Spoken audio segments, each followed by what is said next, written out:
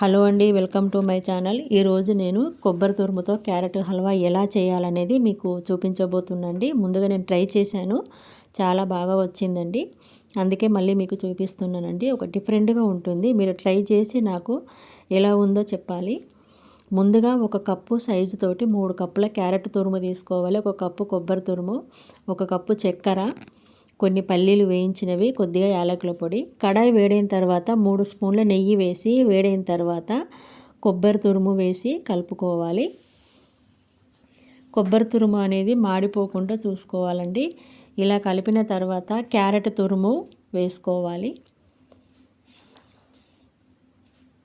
కొబ్బరి తురుము, క్యారెట్ తురుము రెండూ కలిసిపోయేటట్టుగా మనము కలుపుతూనే ఉండాలి. అడుగంటకుండా చూసుకోవాలి. ఇలా కొద్దిసేపు కలిపిన తర్వాత మనము ఒక 5 నిమిషాలు ఉడికించుకోవడం కోసము మూత పెట్టుకోవాలి.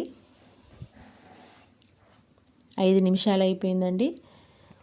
చూడండి ఎలా మెత్తబడిపోయి దగ్గరికి అయిందో. వెంటనే చక్కెర వేసి కలుపుకోవాలి.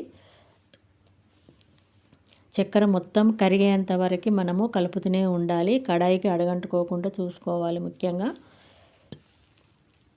ఇలా కలుపుకున్న తర్వాత ఒక 5 నిమిషాలు మూత పెట్టి ఉడికించుకోవాలి. 5 నిమిషాలు అయిపోయిందండి. చూడండి చక్కెర కరిగిపోయి పాకం ఎలా పక్కకి వచ్చిందో. ఈ పాకం మొత్తం దగ్గర అయ్యేంత వరకు మరొక 5 నిమిషాలు మూత పెట్టుకోవాలి.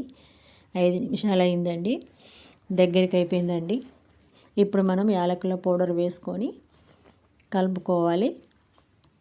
అంతేనండి, క్యారెట్ హల్వా రెడీ అయిపోయింది. వెంటనే మనము ఒక బౌల్లో వేసుకొని మనం వేయించి పెట్టుకున్న పొట్టి తీసిన పల్లీలు మనము పైన వేసుకొని కలుపుకోవాలండి. ఇలా కలుపుకొని తింటే ఉంటుందండి టేస్ట్, చాలా బాగుంటుందండి.